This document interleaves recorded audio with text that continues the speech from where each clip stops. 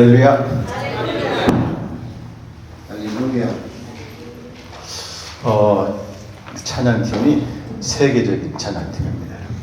Le groupe de louanges, je le répète encore une fois, c'est performance mondiale. Les groupes de louange. 제가 할렐루야.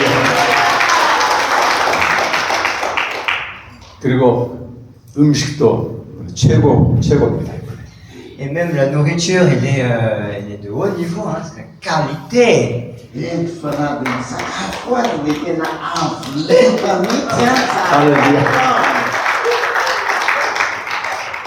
말씀도 아들이 친히 주신 생명의 말씀 우리 듣고 있습니다.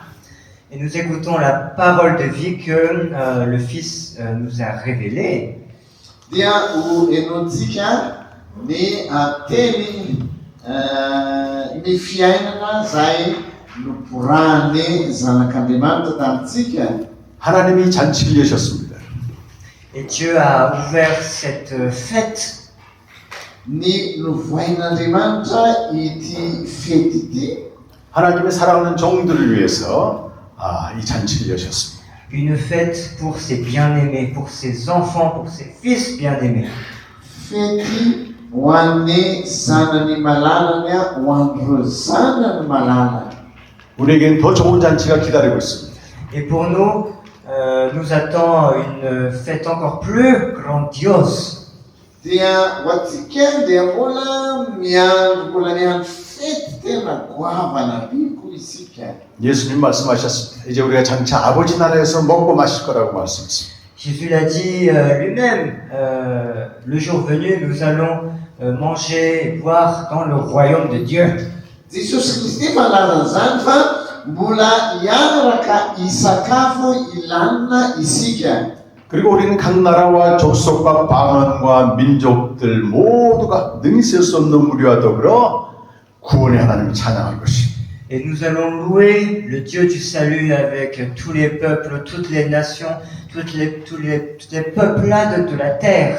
Dia ihira sy hidera azy isika ho amin'ny firenena rehetra sy karazana foko rehetra maneran-tany. 할렐루야.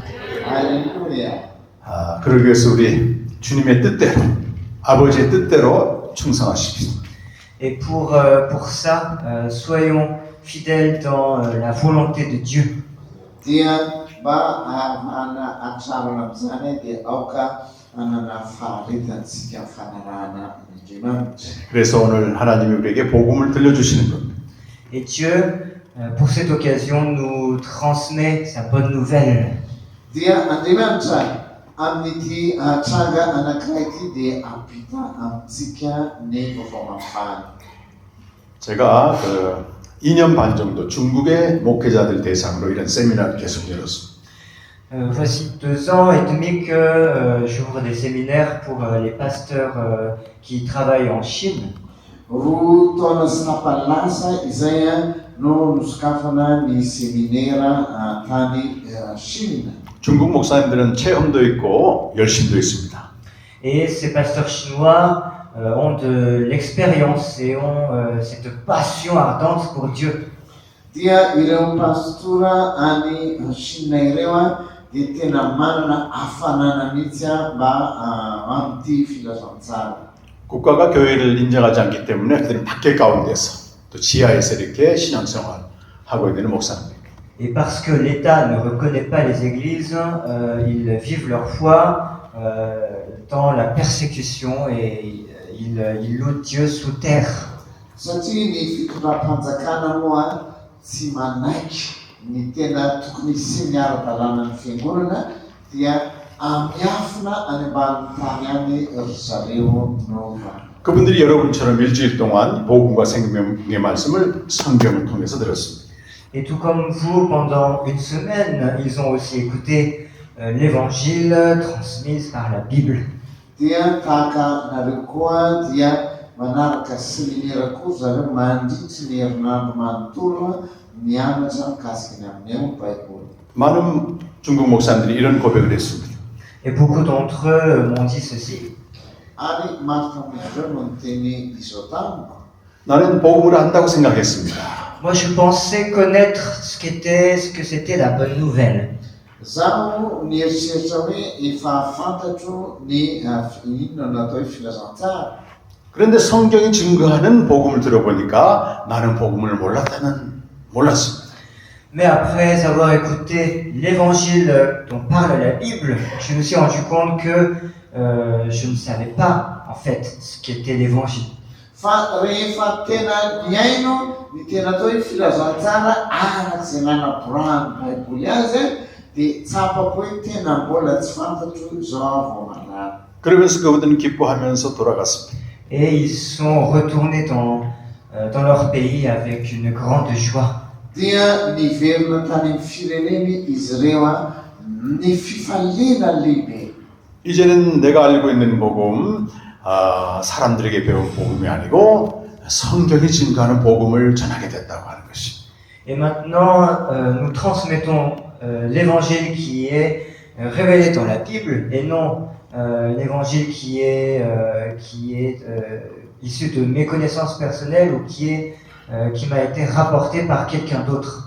Dia ankehitriny dia satria efa nampahafantarina anay ny tena filazantsara zay ambaran'ny baiboly fa tsy tahaka ny filazantsara manokana zay mety hoe nozarain'ny olona hafa.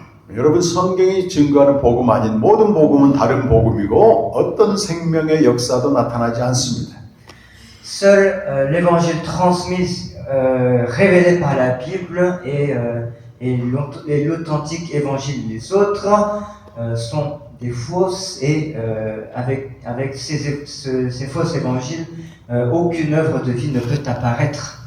Ny filazantsara zay nambarany baiboly ihany no tena izy marina ary ny filazantsara zay akoatran'izay lazain'ny hafa dia fitaka. 그래서 내가 알고 있다고 하는 복음을 이 시간 다 내려놓고 성경이 증거하는 복음 앞에 우리가 반응해야 됩니다.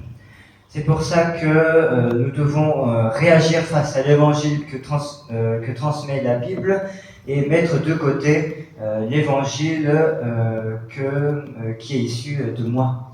Tokony hietsika isika satria efa nomena atsika la tena filazantsara tena izy tokony ampirimina ilay filazantsara hafahafa. 성경이 증거하는 복음은 두 가지입니다. 두 가지. Deux choses concernant l'évangile qui est révélé dans la Bible. Zavatra anankiroa anisan'ny nasehon'ny filazantsara araka ny baiboly. 복음은 하나님의 아들 예수 그리스도입니다. On définit cet évangile comme étant Jésus-Christ, le Fils de Dieu.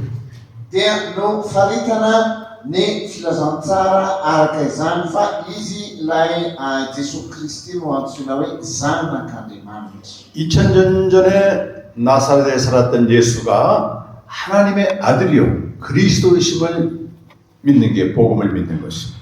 Croire en cet évangile, c'est donc croire au fait que Jésus, qui a vécu à Nazareth il y a 2000 ans, est le Christ et le Fils de Dieu.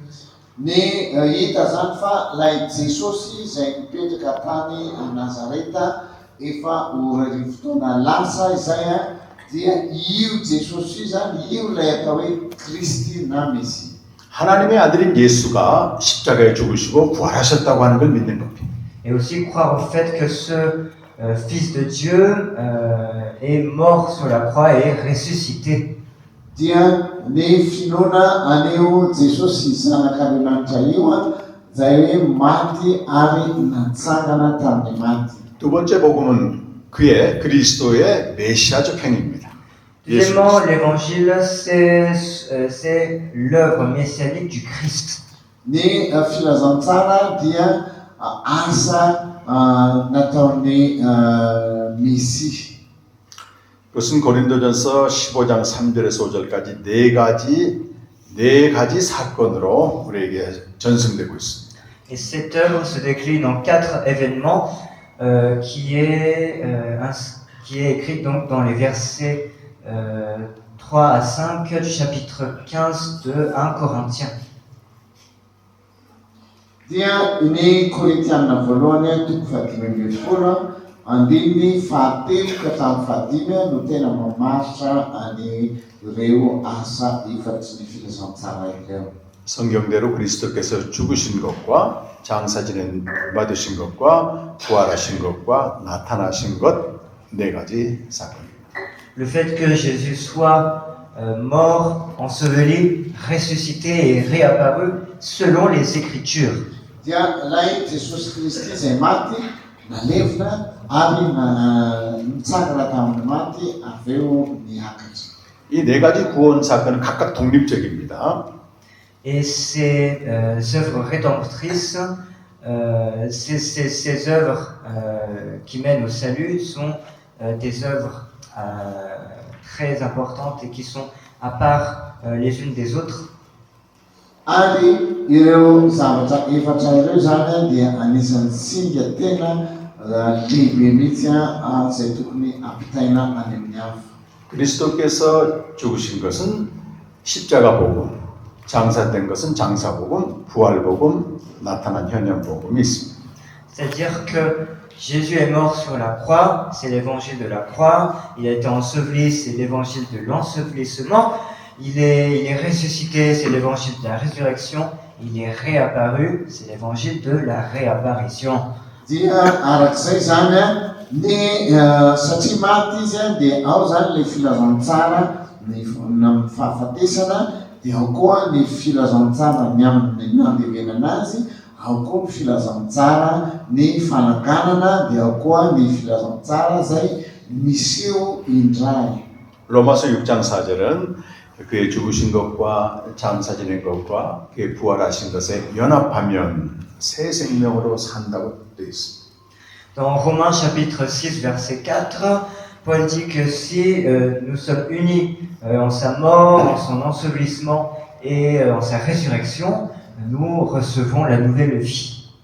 Ao amin'ny Romanina toko fahaenina andininy faefatra io dia nambara fa le olona ao amin'ny Kristy zany dia efa nanaiky ho niara-maty tamin'ny Kristy, niara-nalevina ary koa niara-natsangana ho amin'ny fiainam-baovao. 다시 말해 십자가 복음에 연합하고 장사 복음에 연합하고 부활 복음에 연합하면 우리는 새 생명으로 살고 새 생명을 누리게 된다는 것입니다.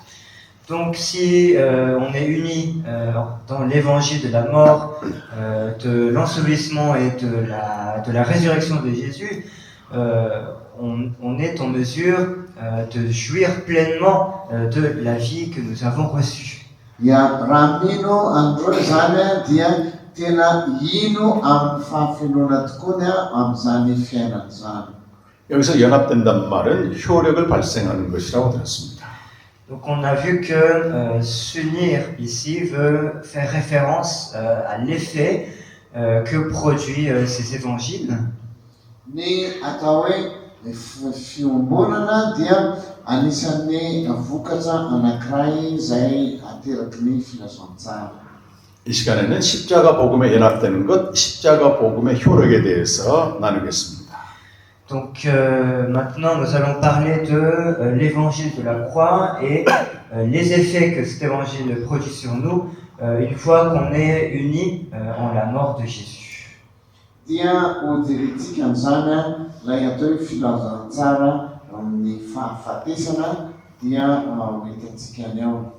우리가 십자가 복음을 이해할 때 가장 중요한 개념은 죄에 대한 개념입니다. Et pour comprendre cet évangile de la croix, il faut comprendre d'abord qu'est-ce que le péché.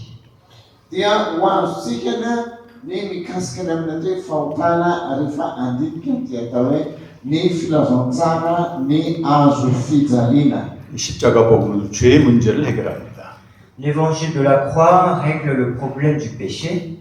Ny filazantsara ny azo fijaliana dia olana no ny hafa fahotana. 십자가 복음을 이해하려면 그래서 죄를 성경을 가지고 알아야 됩니다. Et pour comprendre cet évangile de la croix, il faut savoir exactement ce qu'est le péché en nous appuyant sur la Bible. Mba ahafahantsika mahazo tsara ny filazantsara ny azo fijaliana ity dia mila fantaritsika hoe inona moa zany ny atao hoe fahotana raha araka ny baiboly. 로마서에서는 죄를 두 가지로 설명합니다.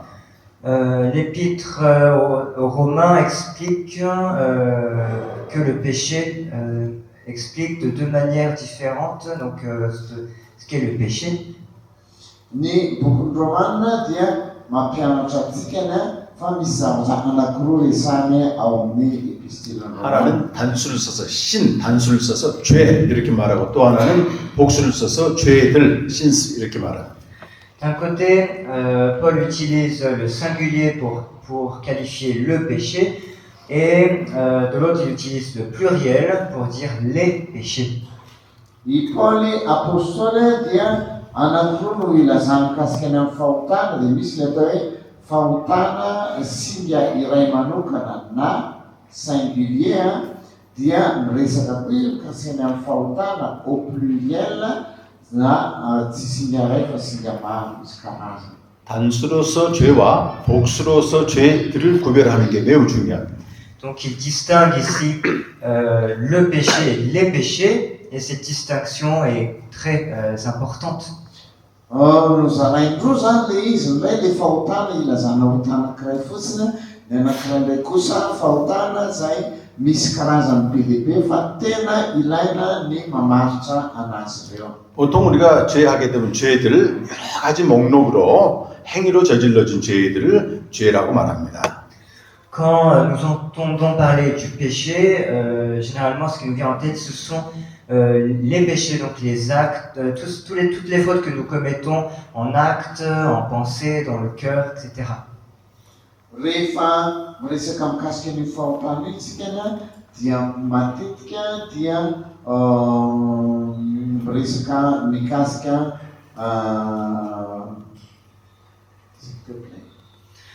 Je répète. Quand nous entendons parler du péché, instinctivement ce qui nous vient en tête, c'est une liste des péchés que nous pouvons commettre, des actes, des pensées, des choses malsaines dans le cœur. Dia rehefa miresaka an'io fahotana io isika dia matetika ianao anatin'ny fisainantsika dia misy lista ravabe ahitana karazany maro samihafa mikasika ny fahotana io. 신약 성경의 이런 죄들의 목록은 약 100개가 넘습니다. Et le Nouveau Testament énumère donc la liste des péchés qui sont au nombre de centaines. Ny testamenta vaovao dia mitanisa karazana fahotana be lehibe amanjatony ao. 마음으로 형제를 미워하기만 해도 살인죄가 됩니다. Si on prend un exemple, même le fait d'haïr son frère dans le cœur, c'est considéré comme du meurtre. Eny fa ohatra anankiray zao raha vao ohatra fotsiny ka makana ny rahalanao ianao dia efa tena fahotana izany. 어떤 죄든 하나만 지으면 하나님 앞에 사형을 받습니다. Peu importe le péché qu'on commet, 사형에 해당하는 죄입니다. si l'on pêche, ça va nous apporter une condamnation. Na inona efa fahotana zay resantsika eny an-tanisaina dia mendrika ny fanameloana daholo izy ireny. 로마서 1장 32절에는 어떤 죄든 하나의 죄만 지어도 그들은 사형에 해당한다고 말씀하고 있습니다. C'est écrit dans Romains chapitre 1 verset 32 où peu importe le péché qu'on commet, tout péché est voué à la condamnation. Fa hita ao amin'ny Romanina toko voalohany andiny roa amby telopolo fa ny fahotana dia mendrika homeloana avokoa. 이런 죄들은 우리 몸으로 짓는 죄들입니다. 몸으로. Et ces péchés sont des péchés qu'on commet par notre corps, qui sortent du corps. Dia ny fahotana resana io zany dia vokatry ny asany nofitsika dia mivoaka avy amin'ny nofy ihany. 제 몸이 저지르는 죄들입니다. Ce sont des péchés que commet le corps du péché. Dia zay le fahotana izay miaritra amin'ny vatan'ny fahotana. 그런데 더 중요한 죄가 있습니다. Et il y a un péché qui se distingue des autres. Dia misy ny karazana fahotana hafa izay tsy 그것은 신, 단수로서 죄입니다. C'est le péché en singulier, donc le péché.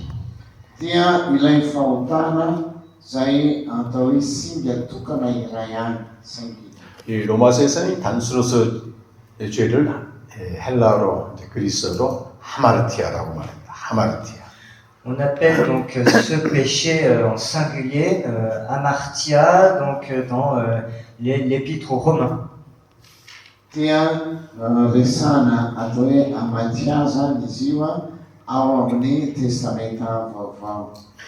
이것은 죄를 짓게 하는 세력, 죄를 짓게 하는 그 권세를 말합니다. 힘. Et ce péché désigne la force, la puissance qui nous fait commettre les péchés. io fahotana io zany dia hery na hery izay mitarika ny olona na maniry ny olona hanao tsy mety. 인간을 노예로 지배하는 죄의 세력을 말합니다. C'est la puissance du péché qui nous fait devenir l'esclave du péché. Ny tanjaky fahotana io no mahatonga antsika ny lasa andevon'ny fahotana. 아담 안의 옛사람은 죄의 세력의 종노릇을 합니다. Et le vieil homme qui est en Adam est esclave du péché. dia ilay olona tranainy izay ao anatin'ny olona dia io izay misolo tena ny Adama dia io no tena voafatotsy ny 아담 안에 있는 인간을 죄를 짓게 하여 마귀에 속하게 만듭니다. Et donc cette puissance fait commettre les péchés aux êtres humains, les descendants d'Adam qui sont en Adam, et les font appartenir au mal. dia io karazana hery mangeja mamatitra io zany dia mahatonga ny vatantsika ho lasa ho andevo hanao ny ratsy. 그러니까 죄의 세력의 배후에는 당연히 죄를 짓게 한 마귀가 있죠. 마귀가 있습니다. Et donc derrière cette puissance invisible du péché, il y a le mal, Satan. Ary ao ambadika io fahefana manandevoa dia satana no ao andamosiny eo. 자, 이것이 단수로서 죄입니다. C'est ce qu'on appelle le péché, on désigne au singulier. Zay zany ilay atao hoe fahotana amin'ny endrika singa iray manokana. 여러분, 인간이 어떻게 해서 죄를 짓게 될까요? Et comment, 어떻게 해서 죄를 짓게 됩니까? comment l'être humain en vient-il à pécher? Fa ahoana no nahatonga ny olombelona ho tratran'ilay fahotana? 우리 목사님 중에 아무나 한번 대답해 보시죠. 어떻게 해서 우리 인간이 죄를 짓습니까? Comment donc l'être humain en vient à commettre un péché? Est-ce que parmi les pasteurs, il y a quelqu'un qui veut apporter une réponse? Maninona ny olona anankiray zany no lasa tratranina voafatotsy ny fahotana? Misy pasteur anankiray amintsika mive mba afaka hamaly an'izay. Inona no nahatonga ny olona lasa tafiditra ao amin'ny fahotana? Ao ny pasteur azy falifaly izy le vehivavy. 우리 목사님 다 성도들한테 가르치잖아요. 어떻게 죄를 짓는지.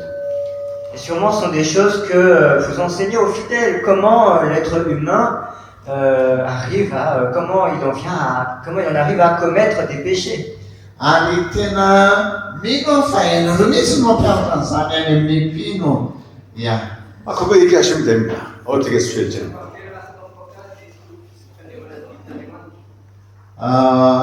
C'est à cause de ne pas observer la loi de Dieu. 마이크 대고. 마이크 대고. 하나님의 계명을 지키지 않는 거로 죄를 짓게 된다. 그게 죄를 짓는 겁니다. 계명을 지키지 않는 게 죄를 짓는 건데 어떻게 해서 그런 죄를 짓게 되느냐 과정을 얘기하는 거예요. Le fait de ne pas observer, de ne pas garder les lois de Dieu, c'est un péché en soi, mais qu'est-ce qui nous fait commettre ce péché? Donc les étapes qui mènent au péché. Efa fahotana mihitsy ilay tsy fankatoavana fa le antony nahatonga an'ilay tsy fankatoavana na antony nahatonga ny fahotana zany no anontaniana.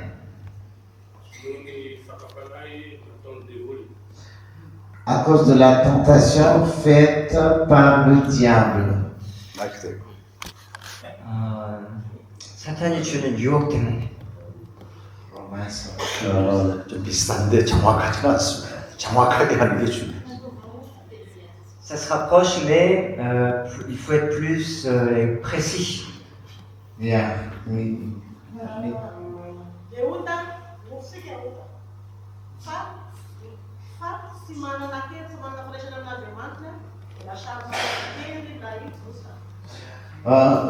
Le péché vient de notre chair et parce que nous n'avons pas une bonne relation avec Dieu, on n'a pas de force pour contrecarrer la force du péché. 우리 육신에서 오고 하나님과 바른 관계를 맺지 못한 상태에서 죄 유혹을 이길 수 없는 그런 게 있기 때문에 죄를 범하게 된다. 비슷합니다. 그것도. Ça se rapproche encore. 한 분만 더.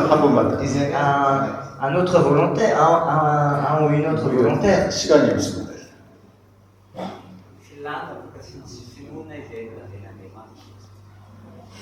Désir, satisfaire le désir,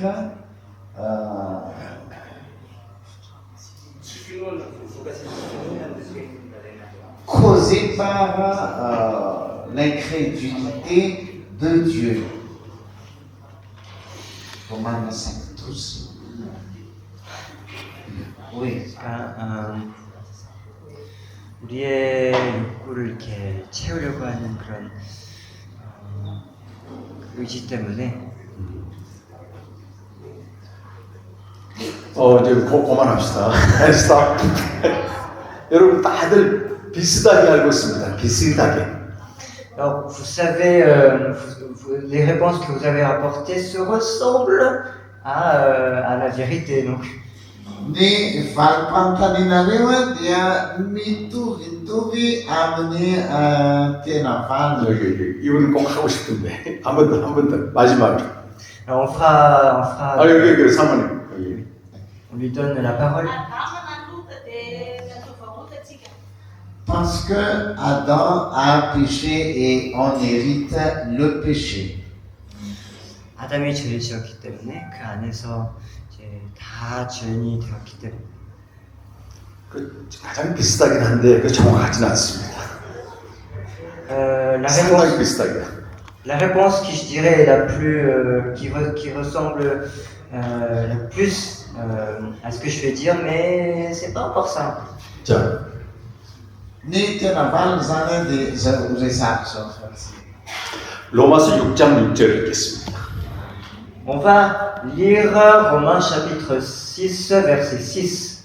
아주 중요한 구절인데. Un verset très important. Ovakitika ny Romana toko faherina andininy fahenina. 같이 한번 읽어보겠습니다. On le lit tous ensemble. Dia ovakitika miaraka Romana toko faherina andininy fahenina.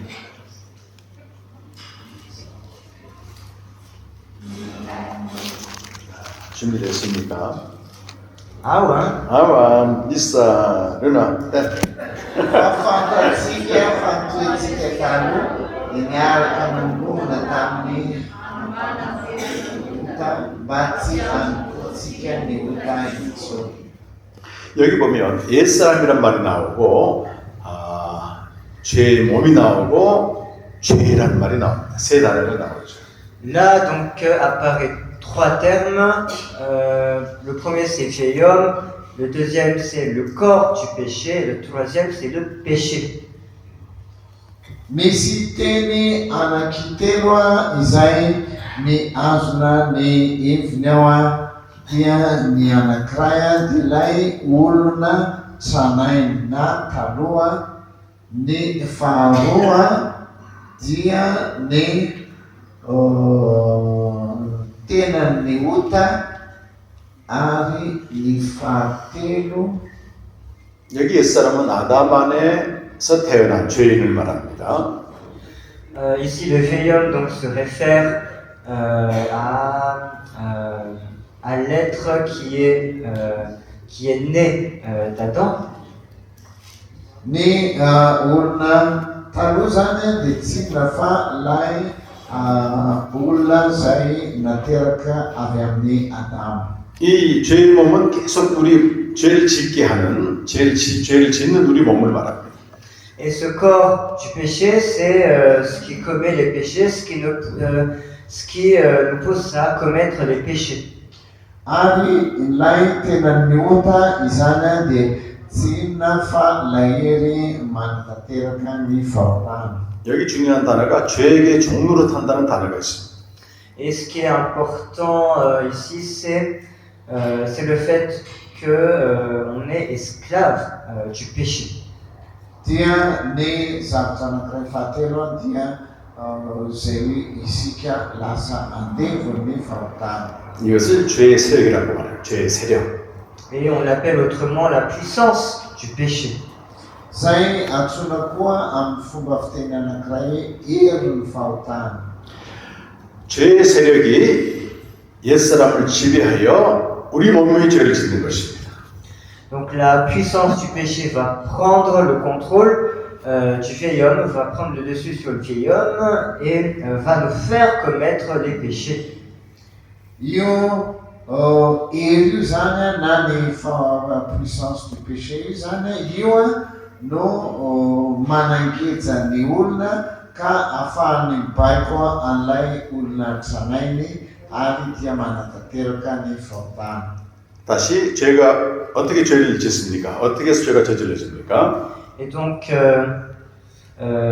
qu'est-ce qui nous amène à commettre des péchés? Inona zany no mitarika antsika anatateraka an'ilay fahotana. 정확히 하셔야 됩니다. 정확히.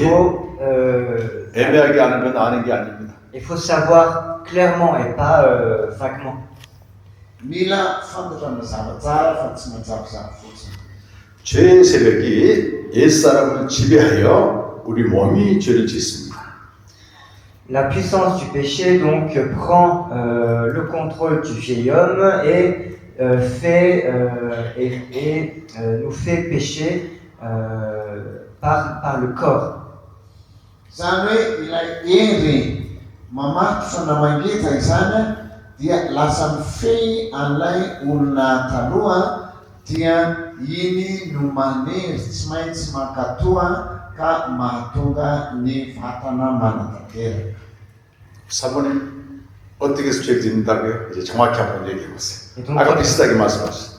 Et donc, comme vous avez répondu tout à l'heure, maintenant que vous savez la réponse exacte, vous pouvez reformuler la réponse. Dia nareo teo samy nanome vaniteny fa ifanomenonareo zany ilay fototra dia azonareo ho fehezina amin'ny teny vitsivitsy fa ilay atao hoe fahotana. 다 함께 여러분 해보세요. 죄의 세력이 옛사람을 지배하여 우리 몸이 죄를 짓습니다. Donc la puissance du péché contrôle le vieil homme, a le vieil homme en son emprise et va nous faire pécher par le corps. Lay herin'ny fahotana no mitsangana ka mametateraka an'ilay olona tranainy dia mibaiko ny vatana anatateraka an'ilay fahotana. 예수 그리스도의 십자가는 세 방면의 은혜가 있습니다. Il y a trois grâces qui apparaissent dans l'évangile de la croix. Dia misy zavatra anankitelo zay hita eo zay voalaza amin'ny filazantsarany azo fijaliana. 죄의 세력의 지배를 받는 우리 옛사람이 십자가에 못 박혔다는 것입니다. Premièrement, le vieil homme qui était sous l'emprise de la puissance du péché a été crucifié avec Jésus sur la croix. Dia hitantsika fa io olona tranain'io zany zay eo ambany vahoan'ny fahotana dia io ilay nomboana. 그래서 우리 죄를 짓는 우리 몸, 죄의 몸에서 짓는 많은 죄들을 예수님이 십자가에 살린 피로 용서하시고 씻어주셨다. Et tous les péchés que nous commettons par notre corps, Jésus l'a pardonné par son sang qu'il a versé sur la croix. Ary io olona io zany no navela ary navelan'elony araky nambaran'i Jesosy. 이게 중요한 게 죄의 세력입니다, 여러분. Et ce qui est important à retenir, c'est la puissance de ce péché. Zay no azo ilazana an'ilay atao hoe heran'ny fahotana. 우리 옛사람이 십자가에 못 박힘으로 죄를 짓는 몸이 기능 정지가 되었어요. 그때 죄의 세력은 무력하게 됩니다. Donc, lorsque le vieil homme est crucifié avec Jésus sur la croix, notre corps qui commet les péchés est paralysé et la puissance du péché est mise hors service.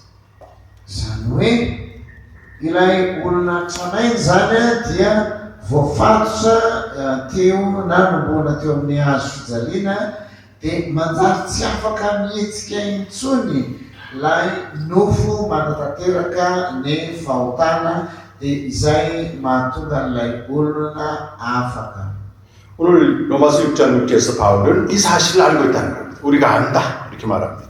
Et Paul dit dans Romains chapitre 6 verset 6 que nous venons de lire, Paul dit que nous, on sait déjà ce fait. Efa voasoratra amin'ny Romana toko fahaenina fahaenina fa zany zavatra zany dia efa hoe fantatra sy efa haina. 우리 옛사람이 예수와 함께 십자가에 못 박힌 것은 죄의 몸이 죽은 것이고 다시는 우리가 죄에게 종노릇 하지 않는다고 말씀하고 있습니다. Il dit que notre vieil homme a été crucifié avec Jésus pour que le corps du péché meure et que nous ne soyons plus esclaves du péché. Io olona tranainy zany no voambara hoe efa nomboana teo amin'ny hazo fijaliana dia ilay vatana izany tsy afaka mihetsika intsony dia izay no mahatonga ny olona zay nandray an'ilay filazantsara zany tsy manota intsony. 여러분 성령께서 방금 읽었던 이 말씀은 정말 여러분 깨닫게 하시길 간절히 바랍니다. Et je prie le Saint-Esprit pour que vraiment il vous fasse comprendre le verset que l'on vient de lire. Magataka ny fanahy masina mba anampy sy anazava amintsika anio andrenitrotro masina zay voaviny. 어쩌면 이 구절에 다 들어있습니다. 이 한 구절을 알지 못하면 우리 계속 죄에게 종노릇하면서 죄에게 끌려다닙니다.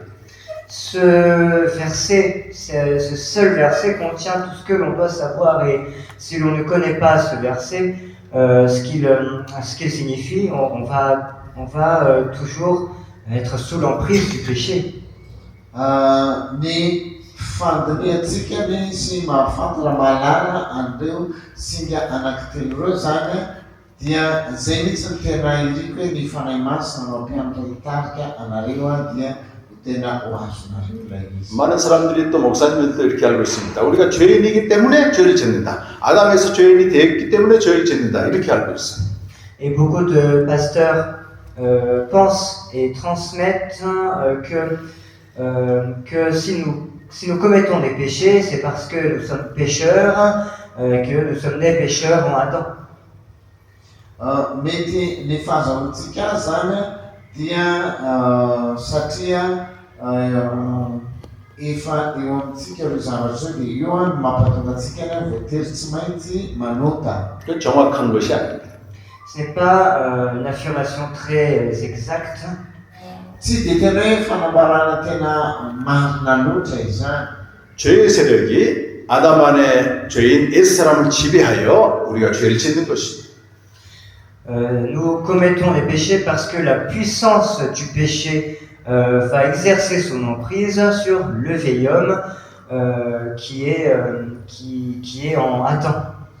Manota isika satria ilay le hery na lay fangejany le herin'ny fahotana mamatotra ny vatana dia lay olona tsarainy eo amintsika amin'izany dia manjary afaka mihitsika manao le fahotana. 죄의 세력과 옛사람과 죄의 몸을 예수님이 십자가에서 전부 해결하셨습니다. Donc Jésus a réglé ce problème de vieil homme, de puissance du péché, de corps du péché sur la croix. Jesosy Kristiano efa nanafaka an'izay zany dia ilay olona tsanainy na koa lay vatan'ny fahotana zay nogejainy iron'ny fahotana efa voalaminy tamina voalazy tamin'ny fijaniny. 어떻게 해결하셨습니까, 여러분? Et comment a-t-il réglé ce problème? Ahoana no ahafahana mamaha olona an'izay fahotana izay? 세 방면의 은혜를 꼭 기억하십시오. Il faut vous souvenir des trois formes de grâce qui apparaissent sur la croix. Dia tadidinareo fia lay endrika anankitelo milaza ny amin'ny fahasoavana teo ambony azo fijaliana. 첫 번째는 예수 그리스도의 십자가에 설리신 보혈의 은혜입니다. 보혈의 은혜. Premièrement, c'est la grâce du sang divin, du sang précieux que Jésus a versé sur la croix. Ny voalohany indrindra dia noho ny fahasoavan'ilay rano Jesosy Kristy izay nikorina teo ambony azo fijaliana. 여러분, 예수님의 피는 흠없고 점없는 어린 양 같은 보배로운 피라고 되어 있습니다. 베드로전서 1장 19절에 On regarde 1 Pierre chapitre 1 verset 19 où l'auteur dit que le sang de Jésus c'est comme le sang d'un agneau sans défaut. Dia ao amin'ny petera voalohany toko voalohany andiny fahasivy folo fa efa nohafana amin'izany ireo kristiana dia nafana amin'ny ranoilay zanak'ondry. 히브리서 9장 14절에서는 성령으로 말미암아 하나님께 드려진 피라고 말합니다. Et dans Hébreux chapitre 9 verset 14, l'auteur dit que c'est le sang qui a été offert à Dieu par l'Esprit. Any amin'ny Hebreo toko fahasivy andiny fahaefatra ambin'ny folo dia voambara fa Andriamanitra no nanao an'ilay sorona ny amin'ny rany dia nafany miditra. 우리 인간의 피는 흠이 있는 죄인의 피고 예수님의 피는 흠이 없는 의인의 피입니다. 의인의 피. Notre sang à nous, humains, c'est un sang avec des défauts, c'est le sang des pécheurs, et le sang de Jésus, c'est un sang sans défaut, le sang du juste.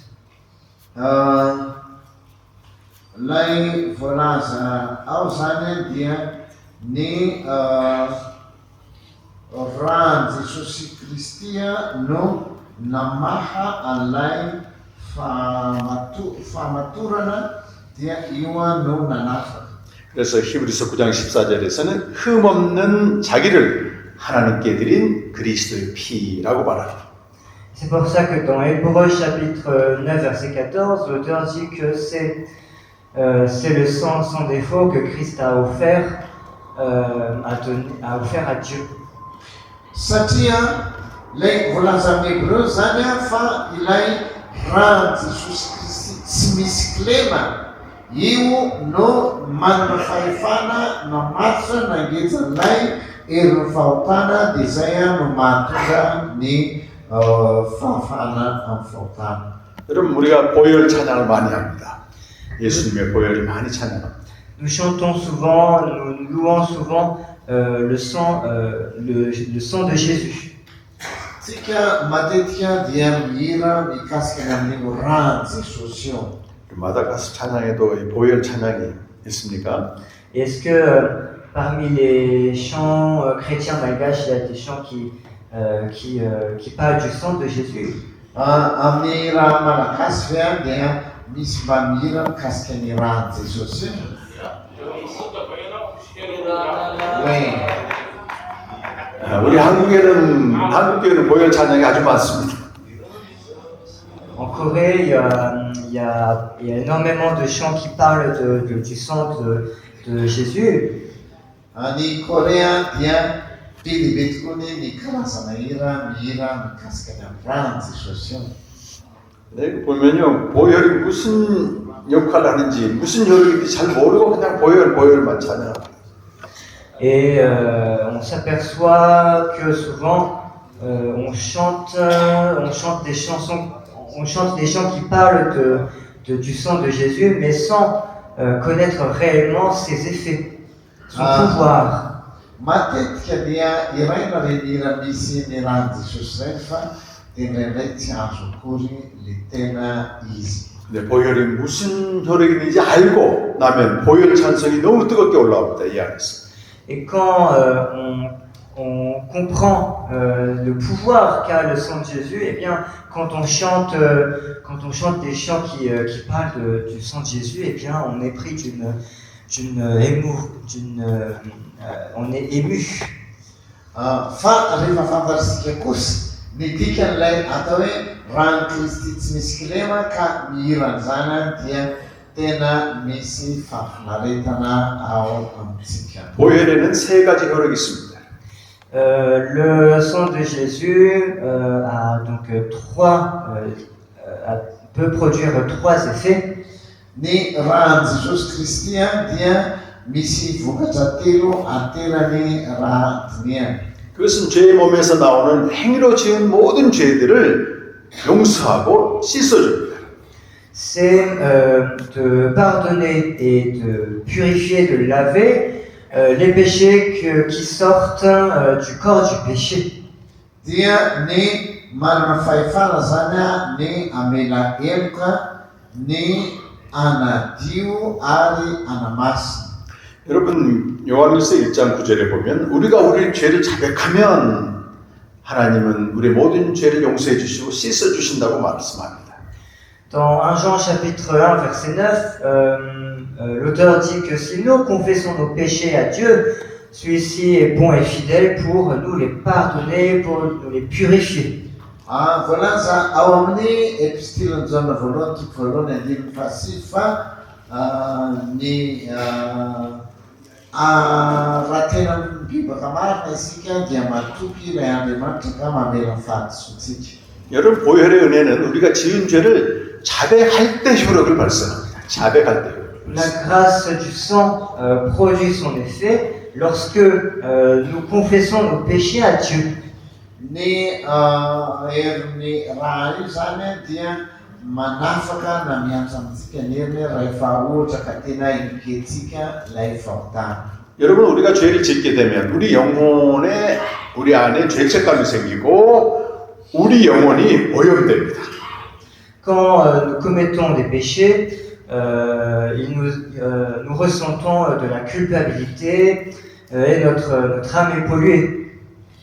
Rehefa nahatanteraka fahotana isika dia io no tsy mampinamina amin'ny saintsika dia izay no mampanahirana zahoaka ny famelan-keloko.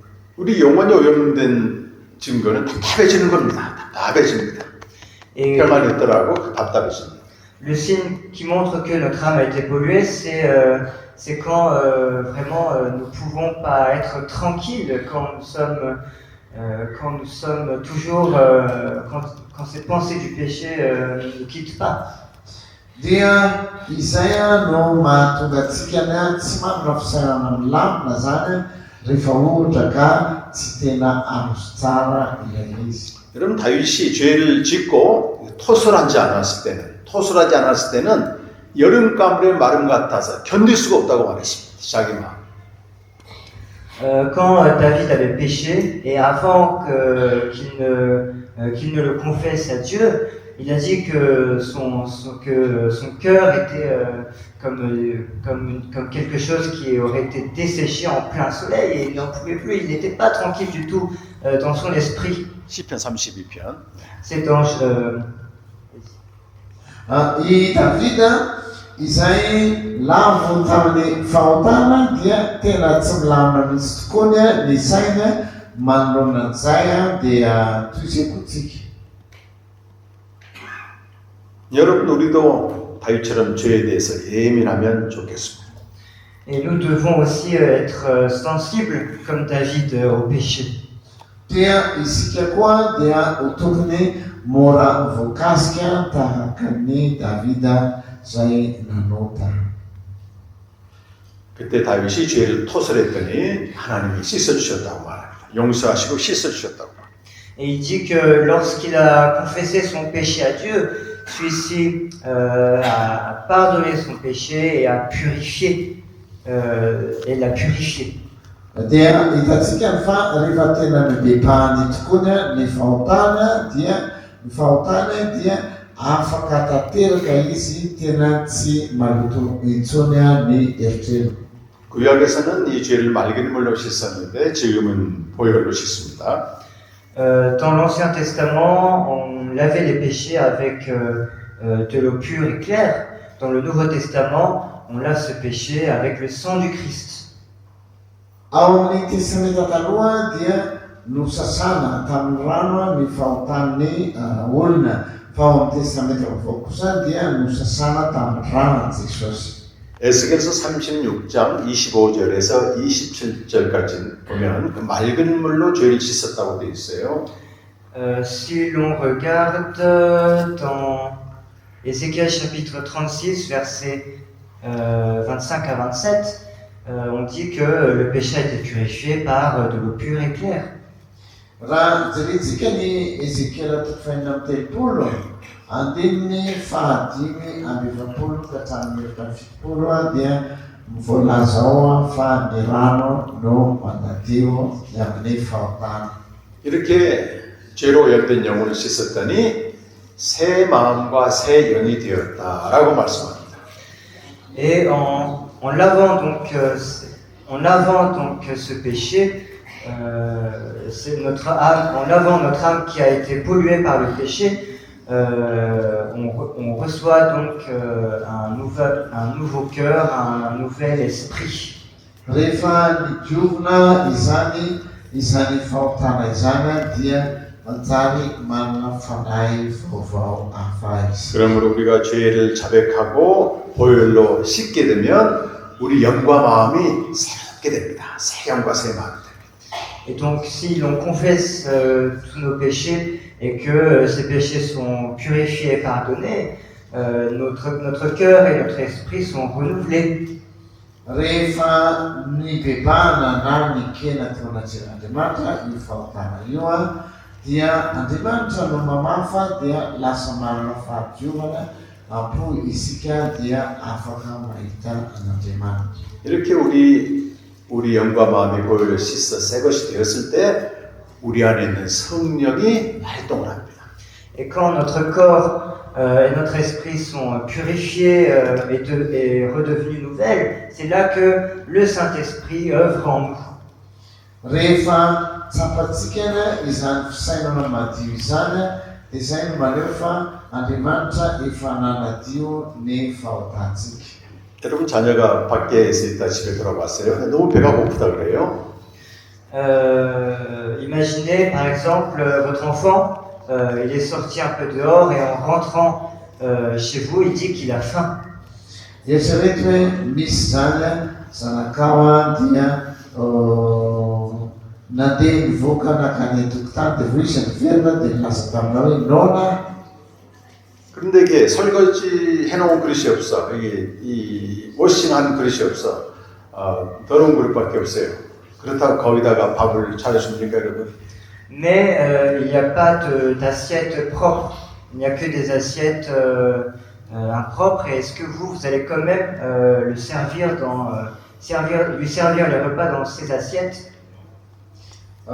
Itsika an'izany raha ohatra ka hoe ny hinana dia tsy voasasa le vilia dia ahoana afaka hinana amin'iny ve? 여러분 더러운 그릇에다는 음식을 담을 수가 없습니다. Dans des assiettes qui ne sont pas propres, on peut pas y mettre de la nourriture. Ho amin'ny vilia izay tsy voasasa tsy azo atao no manisy sakafo.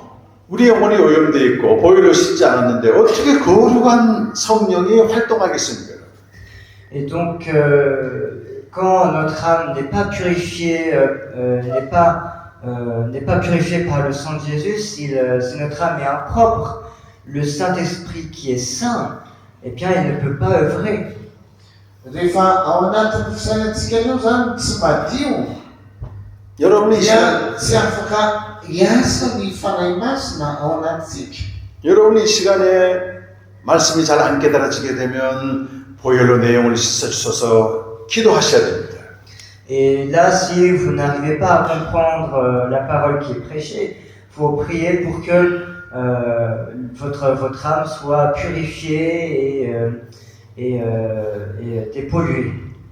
Raha ohatra ka maneno fampianarana tsika ka tsy miraikitra mihitsy izy na tsy mipetraka mihitsy izy dia mila ny fanahy masina isika, dia mila diovina izany. Fa ilay tsy fahadiovan'ny fona ny fisainantsika mihitsy dia mahatonga ny fanahy masina tsy miasa dia mahatonga anao tsy azo an'ilay tiany holazaina. 이런 말씀은 성령이 깨닫게 해야만이 말씀의 맛이 있습니다. La parole de Dieu, vous la comprendrez et vous savourerez son goût uniquement si le Saint-Esprit vous la fait comprendre. Ny tenan'Andriamanitra dia tsy azontsika mihitsy ny tena tsiron'izy io raha tsy ny fanahy masina mihitsy no manazava. 여러분 저는 아침에 일어나서 말씀을 매일 묵상하거든요. 제일 먼저 하는 일이 보혈로 내용을 씻어달라고 기도하는. Tous les matins, quand je me réveille pour méditer la parole de Dieu, la première chose que je demande à Dieu, c'est de purifier mon âme.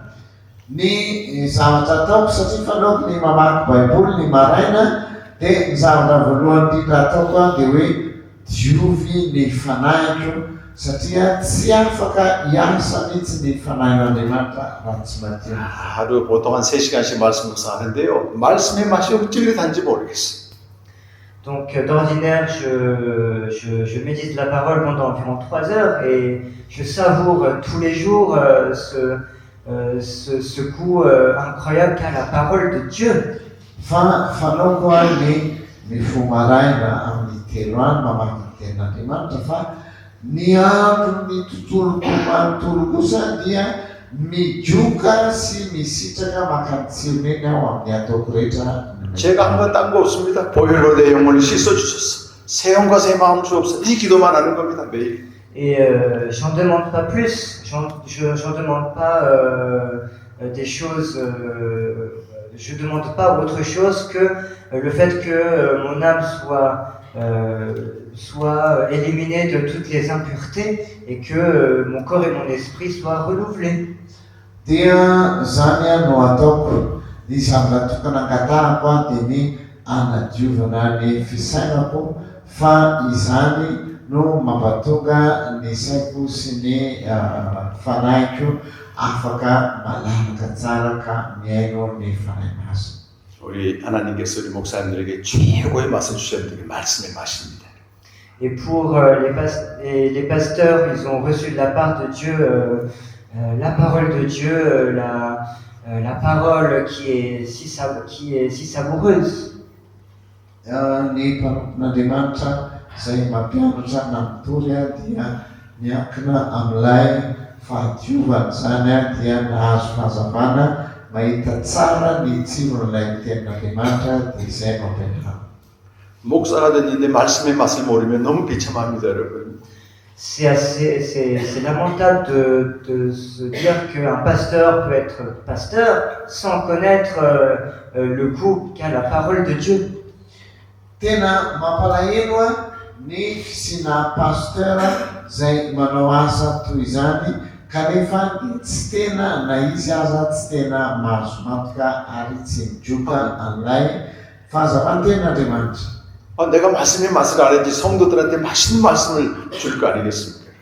Quand il faut connaître le goût de la parole, le goût qu'a la parole pour pouvoir dire aux fidèles ce que vous avez savouré. Rehefa ohatra zany tena azo tsara ilay fiantraikan'ilay tenaandriamanitra dia hoentina mankany amin'ny mpino dia manaona ny hafaliana.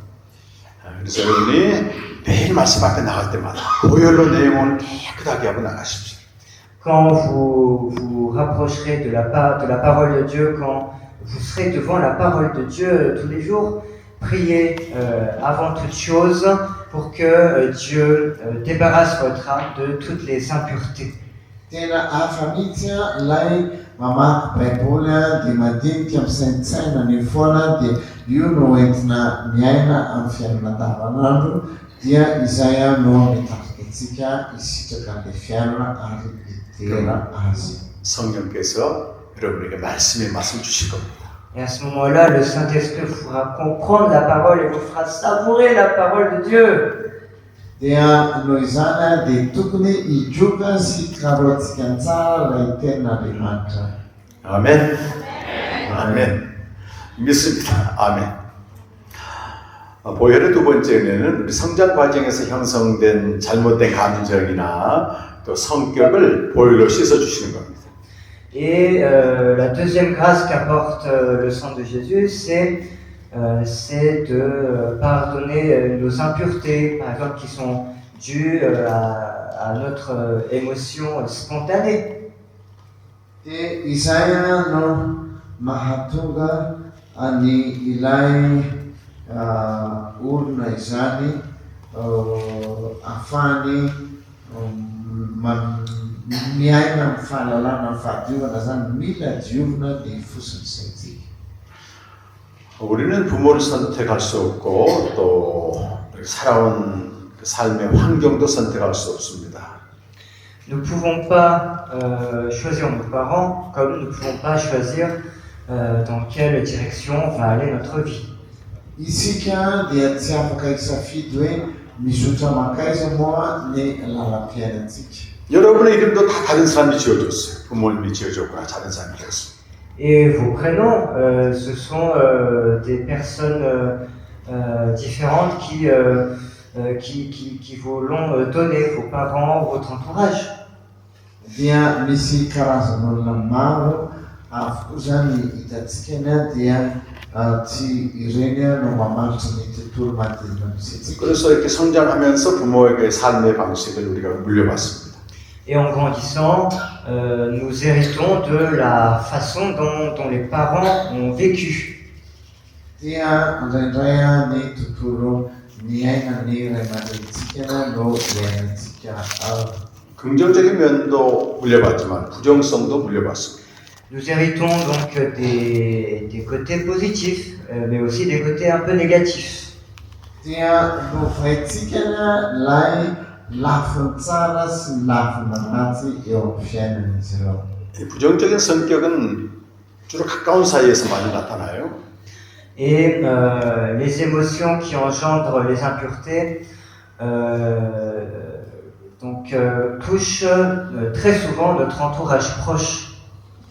Ny fanahy zany no mikasika an'ilay tontolo akaikitsika dia izay no mamatotra ny fiainantsika. 여러분 골로새서 3장 8절 보면 이 부정성의 목록이 나와요. 골로새서 3장 8절입니다. Dans Colossiens chapitre 3 verset 8, on voit la liste des impuretés, ce qu'on appelle les impuretés.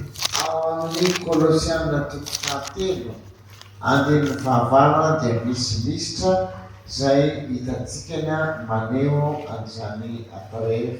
이것을 옛사람과 그 행위라고 말하는데요. 벗어버리라고 말합니다. On nous demande donc de les éliminer, donc ces impuretés qui sont des actes du vieil homme. dia ireo zany no maneho ny asan'ilay atao hoe olona tranainy. 3장 8절 말씀을 한번 보겠습니다. 골로새 3장 8절. On va lire ensemble donc ce verset, Colossiens 3:8.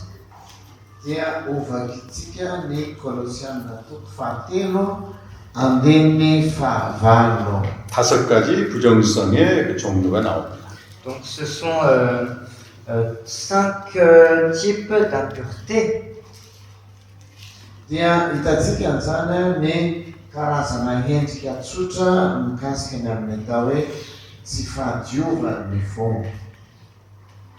보면 분함과 노여움과 악의와 비방과 부끄러운 말입니다. Donc ça va de la colère à la moquerie en passant par les paroles honteuses. Dia manomboka amin'ny atao hoe tsy fankazahonana ny olona dia avy eo mamoaka fitenenana izay matratra sy manitaka. 우리 마다가스카르 목사님들 부부싸움 해보신 적 있습니까? 부부싸움. Vous les pasteurs malgaches, est-ce que il vous arrive de vous disputer avec vos épouses? Matetika zany no mitranga dia mahatonga antsika miady amin'ny vady. 안 했어요? 했어요. 우리 그 한국에는 이런 말이 있어요. 어떤 사모님이 말이죠. 목사님이 성도들한테 너무 사랑을 베풀고 은혜롭게 하는데 화를 잘 내, 사모님에게는. 그런 목사님이 있었습니다. En Corée, il arrive très souvent que des épouses disent que mon mari il est très aimant, très gracieux avec les fidèles, mais avec moi. Matetika ny takany any Chine any aminay zao izy dia ny vehivavy zany vadina pastera dia matetika miresaka pastera tena tsara fanahy be mihitsy ampirehetra ao am-piangonana fa tsy mbola zany le taona aminazy. 이렇게 강단에서 설교할 때는 이 목사님 천사 같은데 집에만 오면 무섭게 화를 내요. C'est-à-dire que là sur l'estrade comme ça, quand il prêche, il a l'air d'un ange. Mais quand il rentre chez lui, ce sont les disputes avec sa femme, il devient violent, il devient agressif.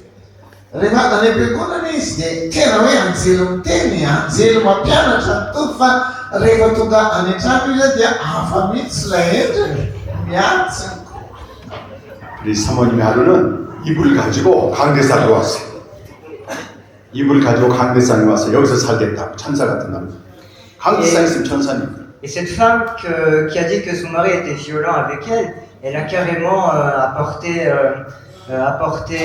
une couette en disant voilà, moi je vais vivre, dormir ici même, sur l'estrade, parce que là sur l'estrade il a l'air d'un ange.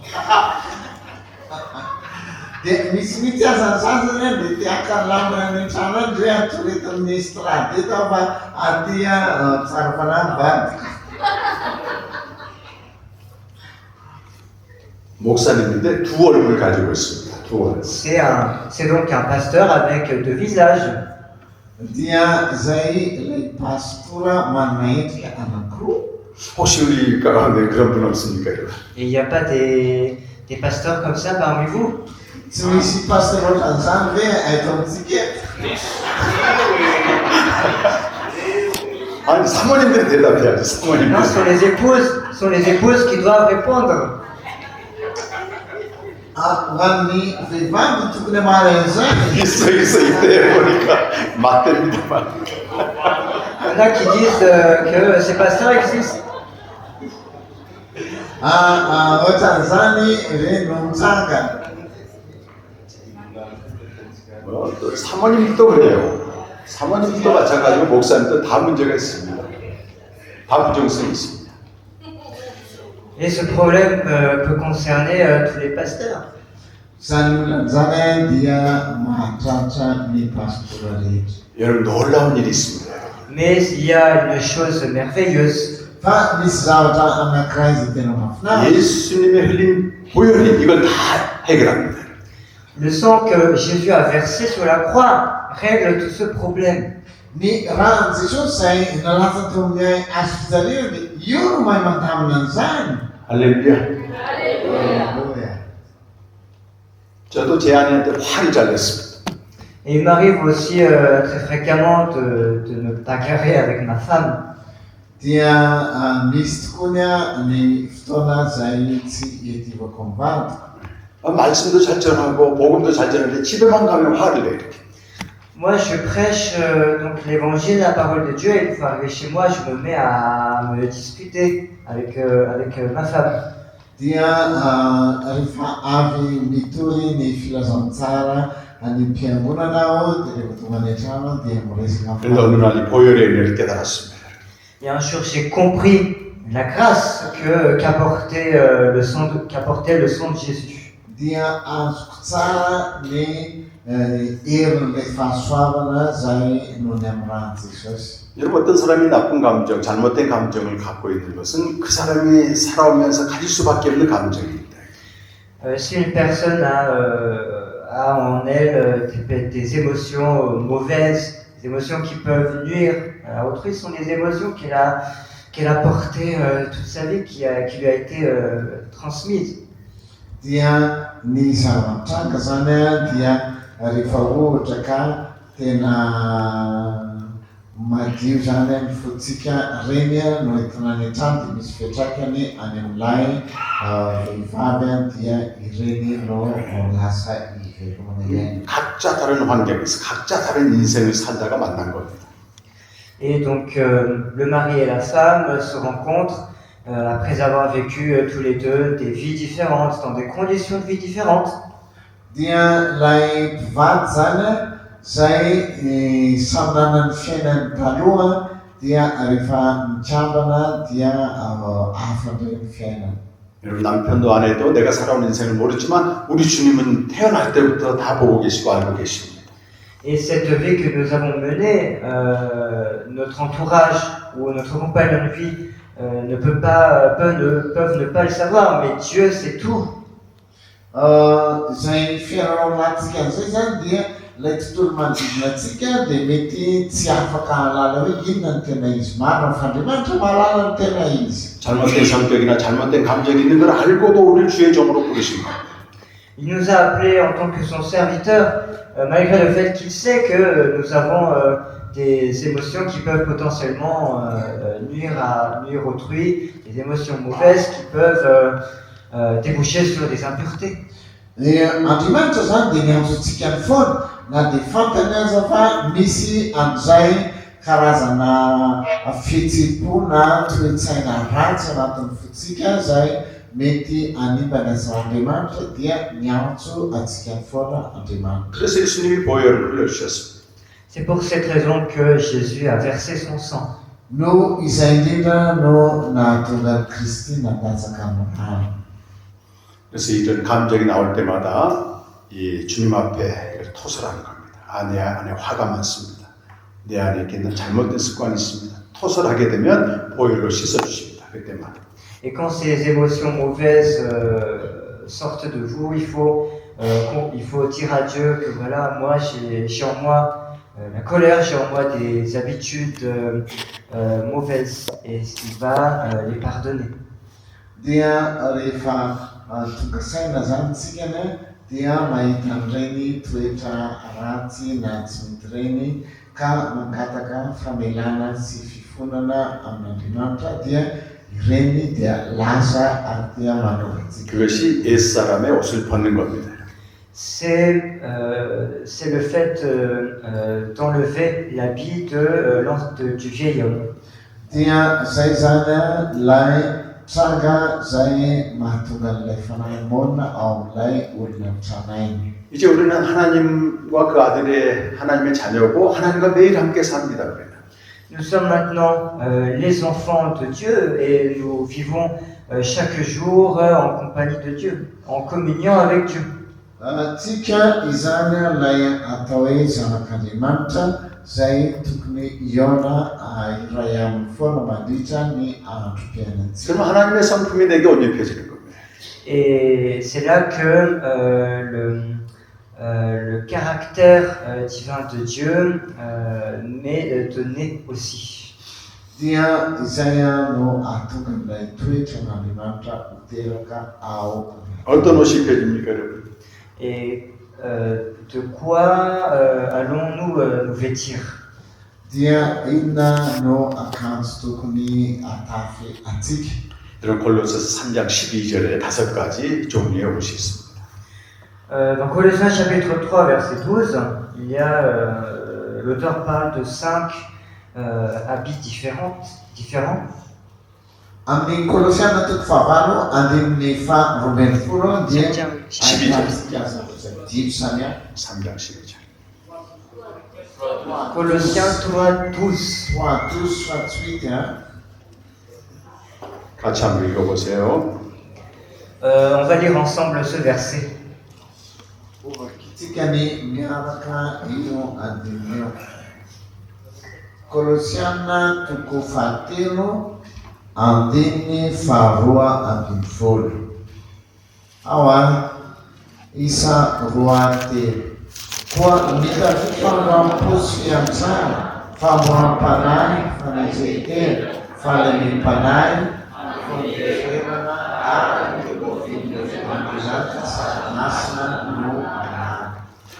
자, 저와 여러분이 이제 하나님의 택하신 거룩하고 사랑받는 자녀입니다. Nous sommes maintenant les enfants de Dieu qui sommes sauvés, qui sommes aimés de Dieu. Isao isikirani efazanak'Andriamanitra zay nafan'Andriamanitra ary koa manala natina. 하나님과 교제하게 되면 이렇게 긍휼과 자비와 겸손, 온유, 오래 참음의 성품으로 변하게 돼 있습니다. Et en communion avec Dieu, on commence à acquérir donc ces 5 caractères, personnalités que Dieu a. Rehefa tsara fifandraisana sy firaisana amin'ny tompo isika dia mivoaka ireny toetra ireny dia tsy nafa ny toetra n'Andriamanitra. 우리 육신의 부모님은 우리 이 땅에 태어나게 한 거 그게 가장 큰 은혜입니다. Concernant donc nos parents de la chair, la plus grande grâce que nous avons reçue d'eux, c'est notre naissance sur terre. Ny tena tokony ahitantsika ny fahasoavana zay avy amin'ny ray aman-drenitsika dia ny nahatonga antsika ny tonga ety ambony tany. 여러분 짐승에게는 영생을 약속하지 않았어요. 사람의 생명에게만 영생을 약속하셨어요. Dieu n'a pas promis la vie éternelle aux animaux. Dieu a promis la vie éternelle seulement aux hommes.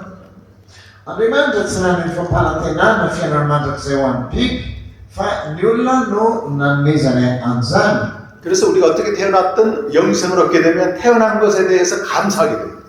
Donc peu importe où on est né, dans quelles conditions on est né, si on reçoit la vie éternelle, eh bien on arrive à remercier le Seigneur du fait qu'on soit né. Tsy raharaina tsy mijery an'izany hoe tamin'ny fomba ahoana nahaterahanao fa dia ianao fotsiny nahazo an'ilay fiainana vaovao izay no jeren'Andriamanitra. Afaka manay an'izany avokoa. 그러나 부모로부터 물려받은 잘못된 삶의 방식은 바꿔야 됩니다. Mais il faut changer en revanche les mauvaises manières de vivre que nous avons pu hériter de nos parents. Fa ny toetra ratsy izay eo amintsika ny koa dia ny nolovaina avy tamin'ny ray aman-dreny. 그래서 베드로전서 1장 18절과 19절에서는 부모가 물려준 헛된 삶에서 구원받은 것은 보혈로 말미암아 된다고 되어 있어요. Et dans 1 Pierre chapitre 1, du verset 18 à 19, Pierre dit que nous avons été sauvés donc de la vaine vie qui nous a été transmise par nos parents grâce au sang du Christ. Quel livre? 1 Pierre chapitre 1.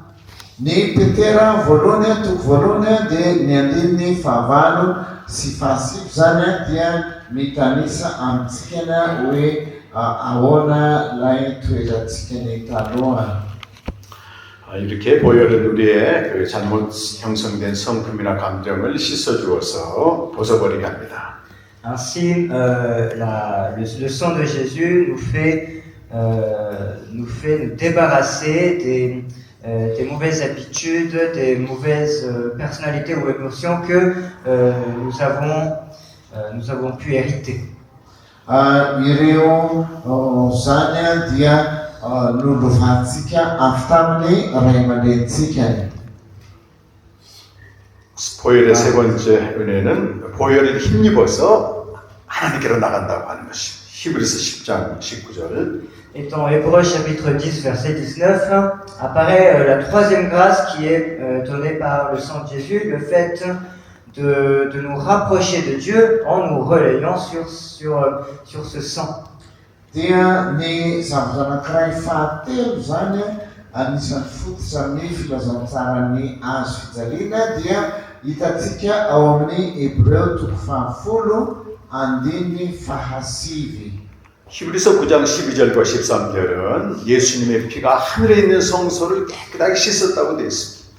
Et l'auteur dit que ce sang de Jésus a lavé le sanctuaire céleste. Dia ny voalaza fa ny rano Jesosy Kristy zany no manadio antsika dia ahafahantsika ny miditra amin'ilay toeran'ny lanitra. 왜 하늘에 있는 성소를 보혈로 씻습니까, 여러분? Et pourquoi laver par le sang, laver par le sang le sanctuaire céleste? Dia izay fahotana izay zany dia no fafana no ny amin'ny rany Kristy Hébreu 10:12 le teo 그것은 어떤 죄인도 하늘에 있는 하늘 성소에 있는 아버지께 나아갈 수 있도록 하시기 합니다. C'est pour que tout pécheur puisse s'avancer vers Dieu qui est dans le lieu saint des cieux. Dia izay no ahafahan'ny zanak'Andriamanitra zany afaka mirosa dia miditra any amin'ilay toerana masina indrindra any an-danitra. 이렇게 보혈의 은혜는 세 가지가 있습니다. Ainsi, nous avons vu donc trois grâces qui nous est donnée par le sang de Jésus.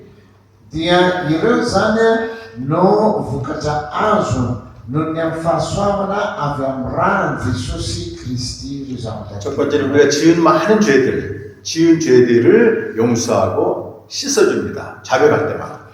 Premièrement, c'est le fait de ce sang pardonne et purifie nos péchés lorsque nous les confessons à Dieu. Dia ny voalohany zany dia io raha io zany no mamela ny helokontsika sy manadio antsika amin'ny fahotana. 두 번째는 우리가 성장 과정에서 형성된 부정성, 잘못된 성격이나 감정들을 씻어주십니다. 벗게 하십니다. Et deuxièmement, ce sang lave, nous fait nous débarrasser des mauvaises personnalités, des mauvaises émotions, des mauvaises habitudes que nous avons potentiellement accumulées en nous en grandissant.